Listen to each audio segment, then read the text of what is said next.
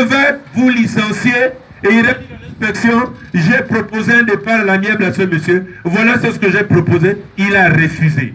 Mais comme le code aurait déjà dit que l'employeur a le monopole, la capacité de licencier, une fois proposé un peu que l'employeur se redire, on n'aura que les yeux pour pleurer, parce que c'est déjà consigné dans la loi. Donc, prenons tous conscience. Lorsque nous allons repartir dans nos entreprises lundi, davantage sensibilisons les indécis. Ce n'est pas l'affaire seulement des syndicalistes ici, mais c'est l'affaire de tous les travailleurs. Il va de l'avenir des générations futures.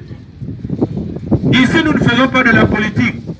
Le politicien ne passe qu'à son prochain mandat, mais ne passe pas à l'avenir de ceux-là qui leur votent.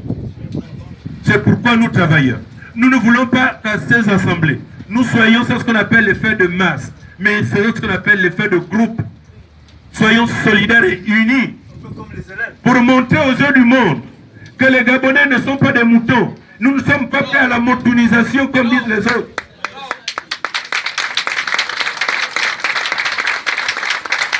Nous ne voulons pas être comme des victimes expiratoires. On te dit, t'as la tête, la guillotine tombe dessus. Chers camarades, l'heure est grave. Il y a beaucoup à dire. Mais le peu que nous apportons vient du fond du cœur. Ça fait très mal. Il y a des gens aujourd'hui qui attendent des procédures, mais qui sont même décédés. Les décisions ne sont même pas rendues.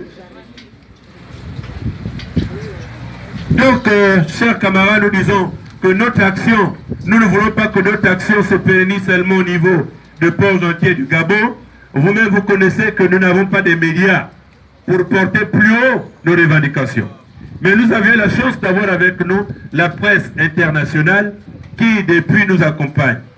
Sur ce, vraiment, je demanderai solidairement que nous puissions chacun de nous faire un geste de contribution, 1000 francs, 2000, etc., pour nous permettre de renforcer notre énergie, afin que la presse qui nous soutient puisse avoir la force de pouvoir, n'est-ce pas vrai, vulgariser davantage les actions que nous menons. Si nous nous contentons seulement avec nos médias du Gabon, là, le monde ne comprendra pas que nous sommes en train de subir. Encore une fois, merci camarades. Nous comptons sur vous pour que Dieu regarde le Gabon et que ce code machiavélique ne puisse pas passer sous nos yeux. Je vous remercie.